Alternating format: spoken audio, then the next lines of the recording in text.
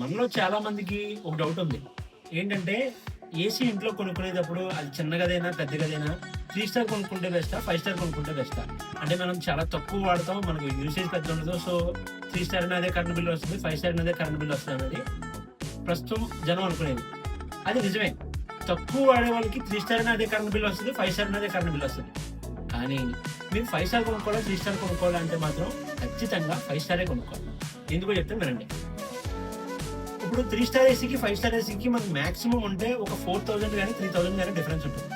కానీ ఇప్పుడు అన్ని కంపెనీలు మాక్స్ 90% కంపెనీలు 5 స్టార్ ఏసీకి 5 ఇయర్స్ ఫుల్ వారంటీ ఇస్తుంది.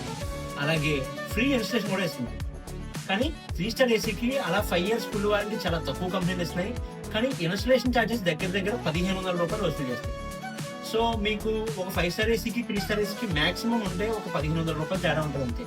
అది కాకుండా మీకు ఇంకొక బెనిఫిట్ ఏంటంటే మనలో చాలా మంది ఫైనాన్స్ లోనే తీసుకుంటాం.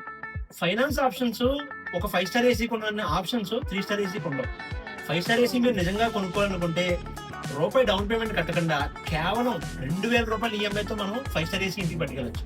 కానీ 3 స్టార్ ఏసీకి అలా కాదు. అట్లీస్ట్ మీరు ఒక ₹6000 నుంచి ₹7000 డౌన్ పేమెంట్ కట్టాల్సి ఉంటుంది.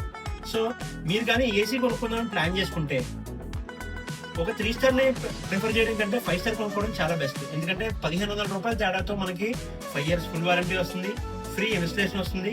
అట్ ద సేమ్ టైం మనకి ఈఎంఐ ఆప్షన్ లో కూడా కేవలం ₹2000 ఈఎంఐ 0 డౌన్ పేమెంట్ తో వస్తుంది. సో మీరు ఏమైనా తీసుకుందాం అనుకుంటే 5 స్టార్ కి ప్రిఫర్ చేయండి. Thank you so much.